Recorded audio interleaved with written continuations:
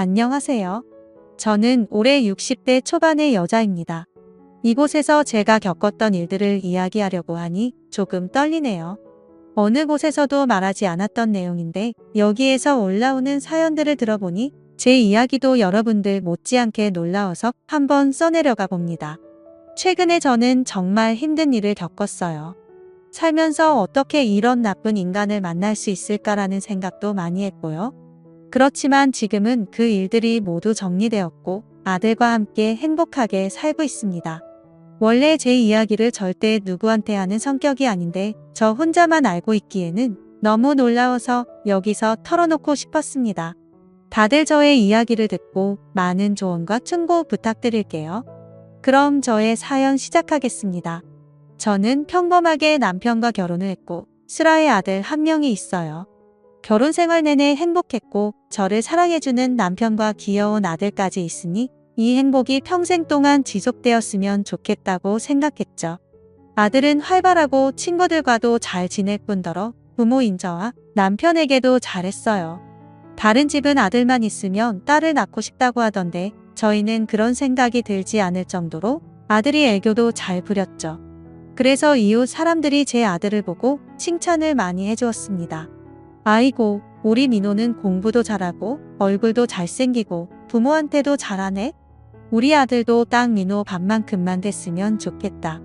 제 아들인 민호에게 늘 칭찬을 해주셔서 제가 어깨가 한껏 솟아올랐었죠. 민호는 웃음이 많은 아이였고 민호를 보면서 어른인 제가 더 많이 배웠던 것 같아요. 그렇게 저는 평생 저희 가족이 행복할 줄 알았습니다. 하지만 이 행복은 오래가지 못했어요. 사실 저는 민호의 친엄마가 아닙니다. 제가 결혼할 당시 남편은 전처와 이혼을 하고 전처와 남편 사이에서 낳은 민호까지 데리고 있었어요. 그래서 저는 아이를 가진 남자와 결혼을 한 겁니다. 물론 저는 지금의 남편이 제 첫 남편이고요. 당연히 주위에서 극구 반대를 했습니다. 저는 초혼이지만 남편은 재혼에다가 아이까지 있으니 분명 제가 힘들 거라고 했죠.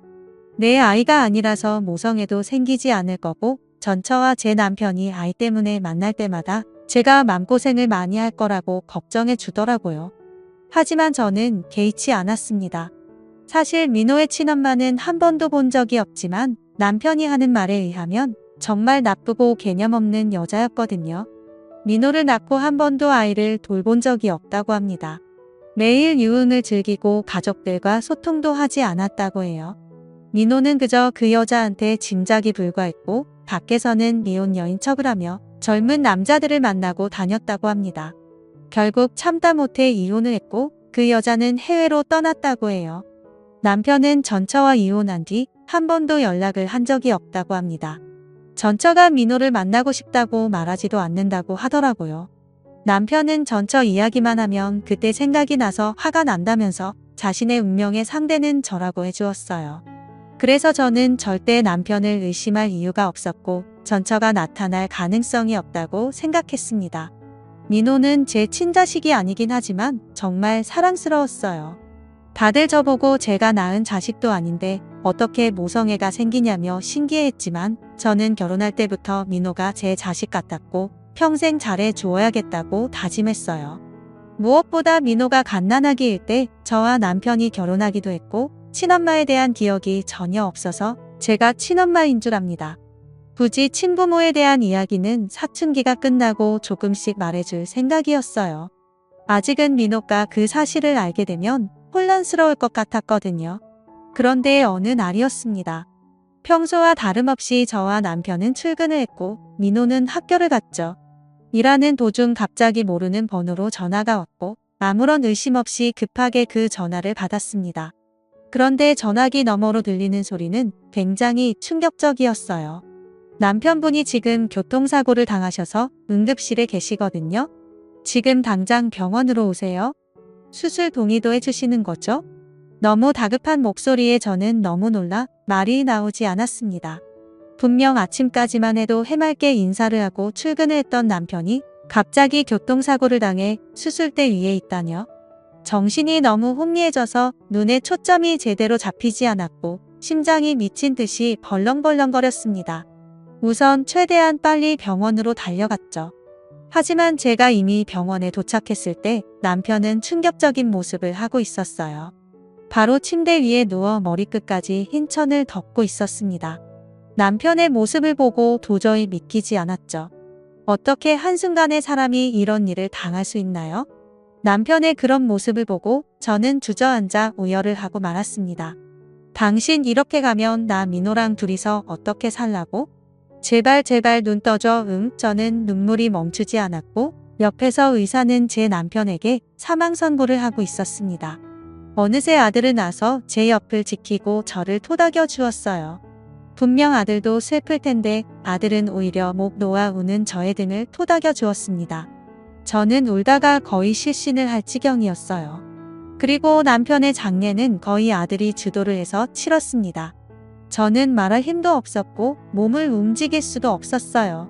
하지만 이런 저를 두고 갓 고등학생이 된 아들이 척척했습니다. 사람들은 남편의 장례식장에 와서 저의 물꼬를 보고 더 마음 아파하셨죠. 영정사진에 있는 남편의 얼굴을 보는데 눈물이 마를 날이 없었습니다. 남편이 없는 삶은 전혀 상상이 안 되는데 말이죠. 그렇게 마지막 날까지 장례를 치르고 있는데 갑자기 장례식장 밖에서 무언가 부서지는 소리가 들렸습니다. 사람들은 비명을 질렀고 다들 그 소리가 나는 곳으로 달려갔죠. 저도 놀라서 급히 그곳으로 달려갔는데 제 남편 장례식장 앞에 있던 화환들이 모두 다 쓰러졌어요. 그런데 그걸 쓰러뜨린 사람은 바로 제 아들이었습니다. 갑자기 왜 이런 건지 너무 놀라 아들을 바라보았는데 아들 앞에 있던 사람의 정체는 굉장히 충격적이었어요. 바로 시누이였습니다. 사실 남편한테는 하나뿐인 시누이가 있어요. 그런데 그 시누이도 남편과 피 한 방울 섞이지 않은 가족입니다. 남편의 부모님이 재혼을 하셔서 남편과 시누이는 남남인 사이인 거죠. 그래서 성인이 되어서도 아주 가끔씩 서로 연락을 하고 지냈습니다. 저는 결혼 초에만 시누이의 얼굴을 한번 본 적이 있었는데 그 뒤로 한 번도 연락하고 지내지 않았다가 남편의 장례식장에서 본 것이죠. 그런데 대체 제 아들에게 무슨 말을 한 건지 아들의 얼굴은 창백했고 시누이는 옆에서 이 상황이 재밌다는 듯이 지켜보고 있었습니다. 그래서 저는 그곳으로 가서 시누이에게서 아들을 떼어놓으려고 했죠. 당연히 아들을 가로막아서서 시누이에게 한마디 하려고 했습니다. 그런데 그때 아들의 행동은 굉장히 충격적이었어요. 아들을 보호하려던 그때 갑자기 아들이 제 어깨를 힘껏 잡았어요. 그리고 마구 흔들며 말을 했습니다. 당신이 내 친엄마가 아니었어? 어떻게 그런 사실을 나한테 말하지 않았던 거야? 평생 이렇게 나바보로 살게 하려고 했어? 지금까지 엄마라고 믿었던 사람이 알고 보니 우리 아빠와의 불륜녀였다고 생각하니까 너무 역겹고 토 나와. 태어나서 민호의 그런 살벌한 눈빛은 처음 보았습니다. 시누이는 민호에게 거짓말을 늘어놓았어요. 제가 남편과 재혼한 이유가 바로 불륜 때문이라고 말이죠. 민호의 친엄마와 남편 사이에서 제가 남편과 불륜을 저질렀고 그것 때문에 전처가 도망을 갔다고 거짓말을 했습니다. 그리고 시누이가 가족관계 증명서도 들고 와서 민호한테 다 설명한 것이죠. 그래서 민호는 정신이 혼미해졌던 겁니다. 그곳에 있던 모든 사람들이 다 저희의 이야기를 들었어요. 순식간에 사람들은 다 저를 손가락질하며 말했습니다. 뭐야 완전 착한 아내인 줄 알았더니 알고 보니 불륜녀였어? 아이고 전처가 불쌍해서 어떡해. 역시 사람은 겉만 보고 판단하면 안 돼. 저렇게 착하게 생겨서 가정이나 파탄내고 아유 착착착이 말을 하시며 하나 둘씩 장례식장을 떠났어요. 시누이는 이 상황이 재밌다는 듯이 웃음을 참고 있었고 민호는 짐을 싸서 장례식장을 나갔습니다. 그리고 몇 분 후 장례식장에 남은 사람은 저와 시누이였죠. 화가 미친 듯이 났고 이 상황을 어떻게 해결해야 할지 너무 막막했습니다. 그래서 저는 시누이를 미친 듯이 째려봤어요. 미쳤어요?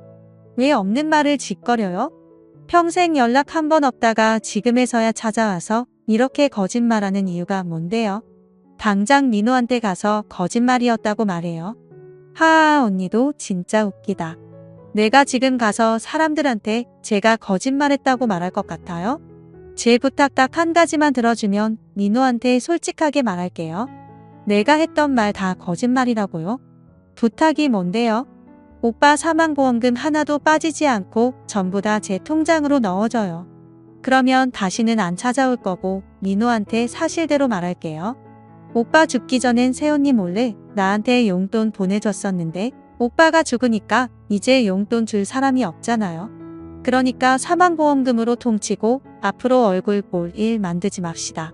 신우의 그런 뻔뻔한 말을 듣는데 얼마나 치가 떨렸는지 몰라요.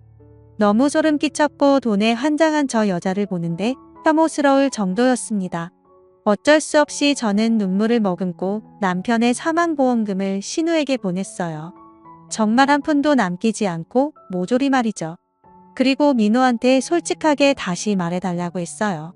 신우에는 끝까지 알겠다고 했지만 결국 약속을 지키지 않았습니다. 제가 돈을 보내고 며칠 뒤 바로 해외로 도망을 갔거든요. 그래서 민호는 끝까지 저에 대한 오해는 풀지 못했습니다. 정말 눈물이 미친 듯이 났어요. 제가 아무리 불륜이 아니었다고 해도 민호가 제 말을 들을 리가 있나요? 솔직히 친엄마가 아닌 건 맞았지만 그것 빼고 신우이가 한 말은 전부 다 거짓말이었습니다. 너무 억울하고 한순간에 가정을 파탄낸 불륜녀가 되어버렸죠. 민호는 그날 이후로 학교도 잘 나가지 않았고 열심히 하던 공부도 손에 놓았어요.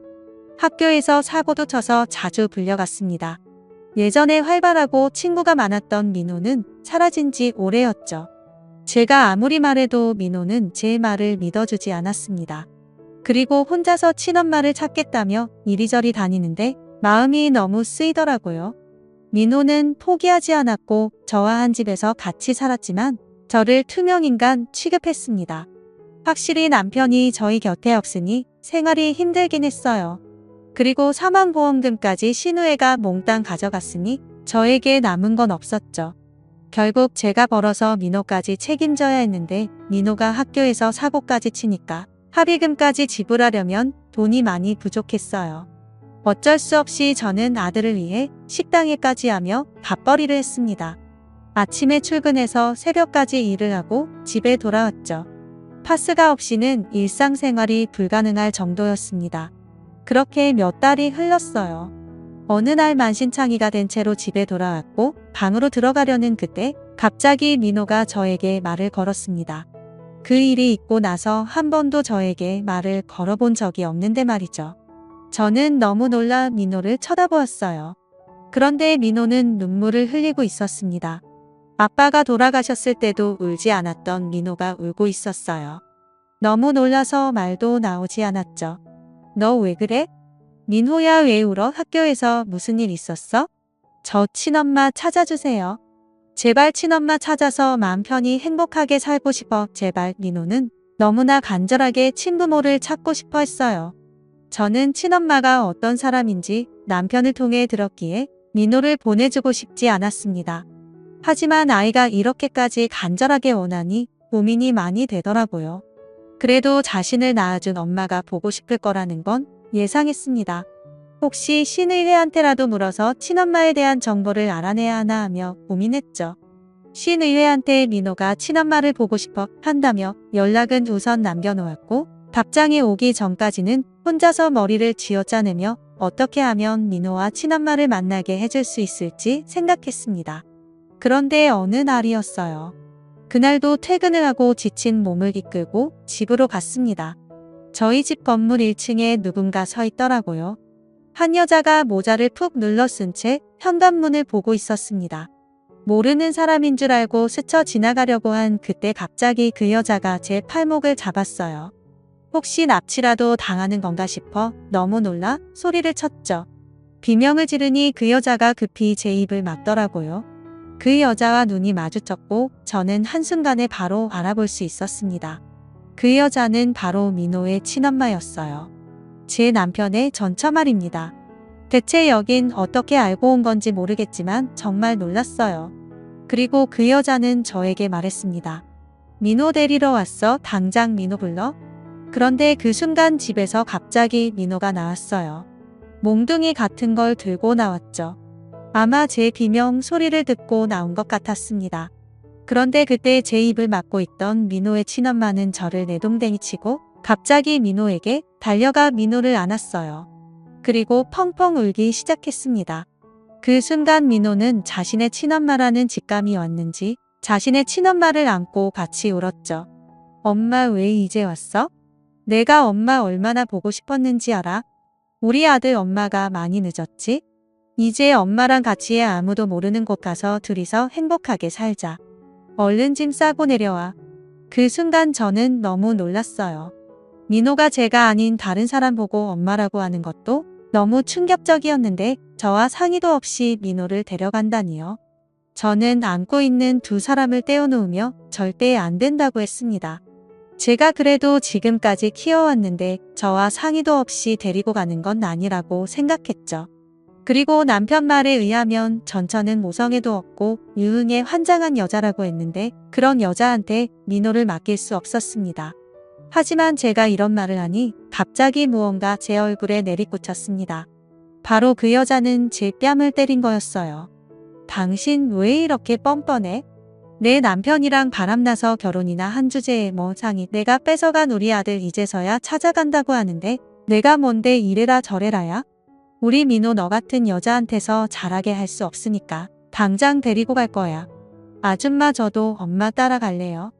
그동안 키워주셔서 감사했습니다.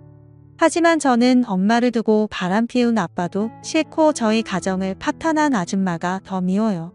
그동안 키워주신 건 감사하지만 이젠 친엄마도 찾았으니 엄마에게 갈게요. 이 말을 하며 민호는 짐을 싸고 나왔습니다. 정말 제가 이런 일까지 당해야 하나 싶더라고요. 눈물이 미친 듯이 나고 억울해 죽는 줄 알았습니다. 민호는 뒤도 돌아보지 않고 친엄마를 따라갔어요. 제가 이렇게 배신을 당할 줄은 꿈에도 몰랐죠. 얼마 뒤 민호는 제 호적에서 지워졌고 그 여자의 아들로 등록이 되었어요. 저는 다시 혼자가 되었답니다. 민호가 떠난 후 남편과 민호와 함께 살던 과거가 자꾸 머릿속에서 떠오르니까 일상생활이 힘들었어요. 민호를 위해 일을 하고 돈을 벌었던 건데 민호가 제 옆에 없으니 산나기에 없어졌죠. 무기력한 채로 하루하루를 살아가고 있었죠.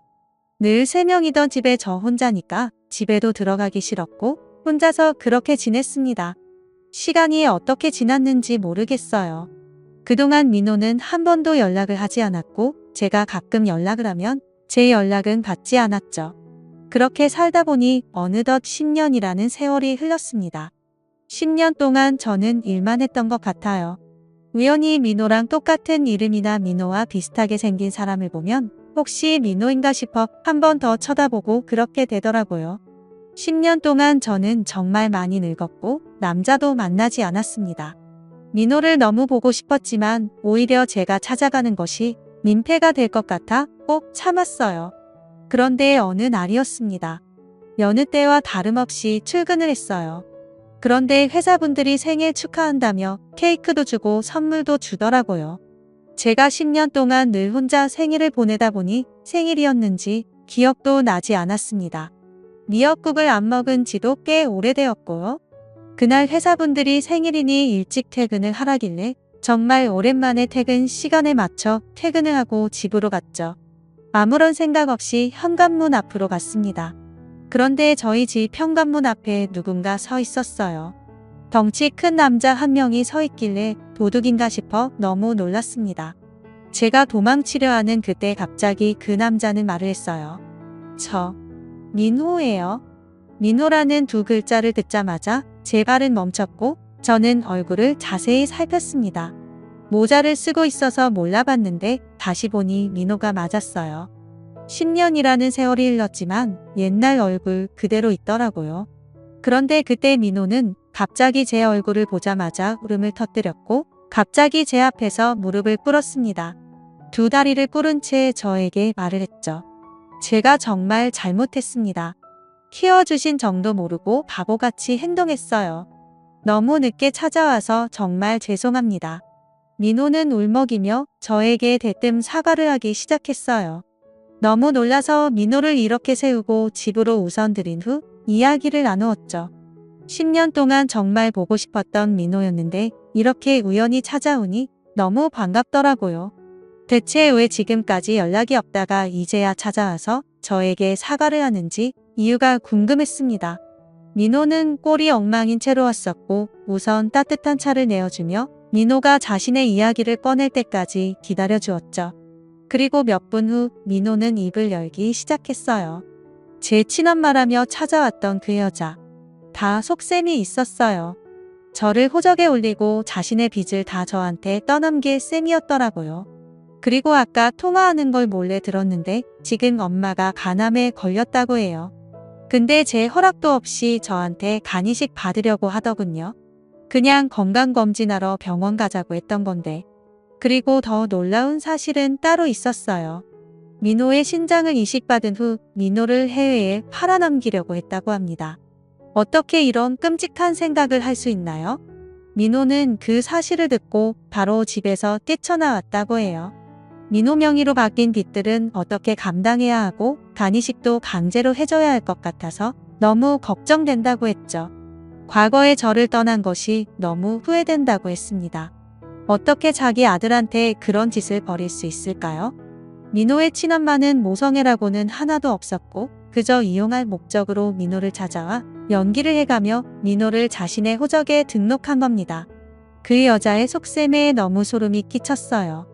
민호가 이런 상황에 처했다고 하니 제가 더 화가 나더라고요. 그리고 저는 민호를 그 집에서 구출해내 주기로 했죠. 민호는 사실 그동안 제가 민호한테 연락했던 걸 다 알고 있었는데 친엄마가 답장을 못하게 막았다고 합니다. 그리고 집 밖에서 한 발자국도 못 나가게 했다고 해요. 정말 무서운 사람이었습니다. 그리고 그때 민호에게서 연락이 왔습니다. 민호에게서 당장 집으로 전화를 하라는 연락이었죠. 민호는 겁을 먹은 채 제 집 전화로 자신의 친엄마한테 연락했습니다. 어머, 우리 아들 어디야? 엄마가 나가지 말라고 했는데 몰래 나갔네? 오늘 너 저녁밥 없다. 그리고 우리 오늘 건강검진하러 병원 가기로 했잖아. 언제 집에 올 거야? 그 목소리를 듣는데 소름이 끼쳤죠. 민호는 손이 덜덜 떨리고 있었고 무서웠는지 눈에 눈물도 맺혔습니다. 그리고 저도 모르게 그 전화를 낚아챘어요. 야, 이 미친 사람아, 민호 내가 데리고 있으니까 앞으로 다시는 민호 볼 생각하지 마. 뭐? 간이식? 너 같은 계집애들은 죄를 짓고 살아서 안 걸리면서 벌 받는 거야? 민호 앞으로 빚 넘긴 걸로 너 신고할 거야. 이 말을 하고 전화를 또 끊었습니다. 민호는 벙찐 채 저를 쳐다보았죠. 이렇게 큰 소리 치시는 거 처음 봐요. 그렇게 민호와 저는 다시 둘이서 살기 시작했습니다. 민호는 다시 일을 하기 시작했고 다시 예전 생활처럼 살기 시작했어요. 혹시라도 나중에 빚쟁이들이 민호를 찾아와서 해코지를 할까 봐 미리 경찰에 신고를 했습니다. 민호의 동의도 받지 않고 엄마가 빚 명예를 바꿨다며 말이죠. 민호의 친엄마는 민호한테 수없이 연락을 했고 당장 집으로 오라며 협박도 했어요.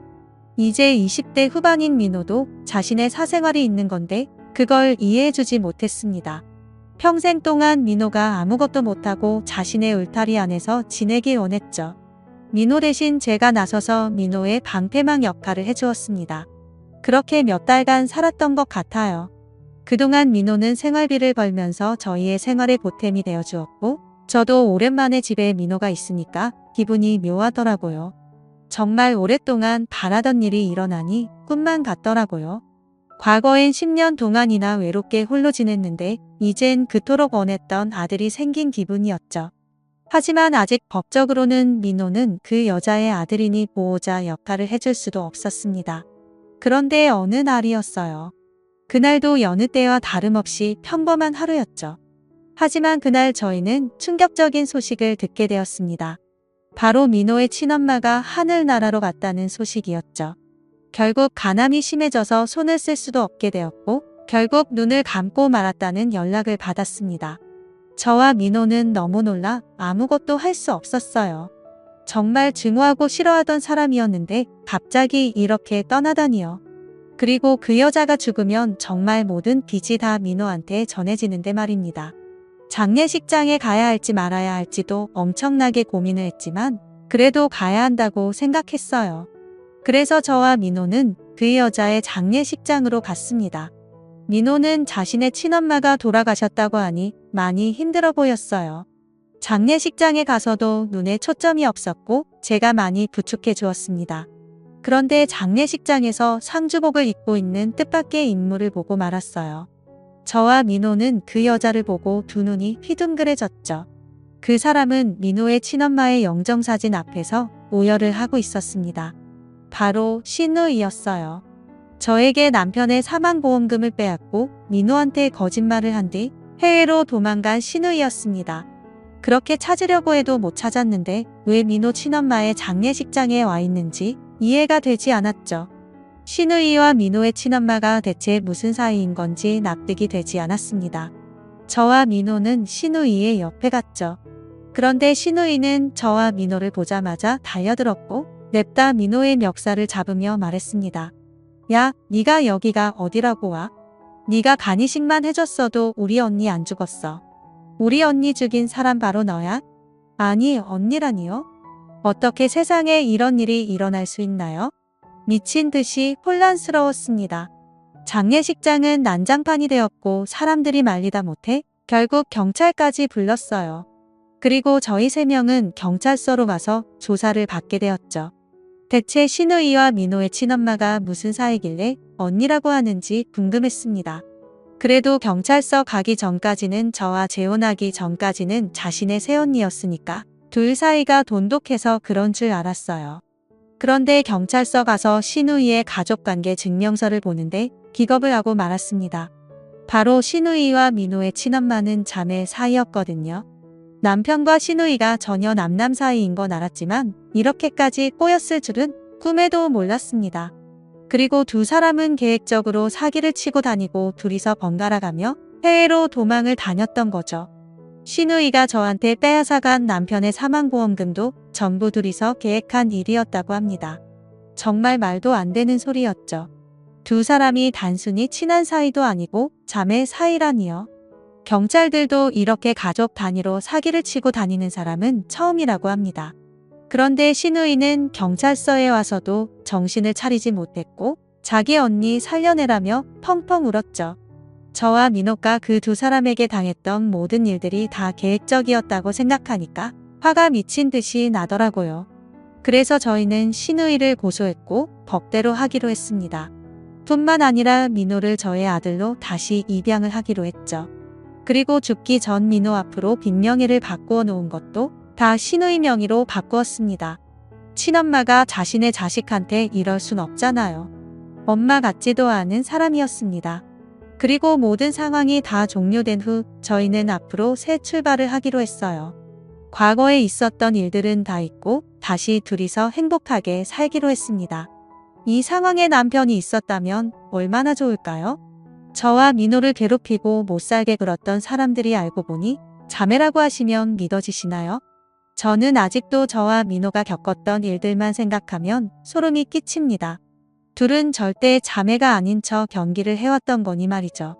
아무튼 민호와 저는 요즘 행복하게 살고 있어요. 민호는 다시 성격도 예전처럼 활발해졌고 저보고 다시 엄마라고 불러줍니다. 무엇보다 일자리도 구했고 정말 성실하고 싹싹한 아들이에요. 민호와 남편 없이 10년을 살았는데 절대 다시는 그때로 돌아가고 싶지 않아요. 지금 민호와 같이 행복하게 사는 이 순간이 너무 좋습니다. 다들 저의 이야기를 들으시고 많은 조언과 충고 부탁드려요. 저처럼 가족들한테 뒤통수 당하는 일 없었으면 좋겠습니다. 저의 이야기는 여기까지예요. 들어주셔서 감사합니다.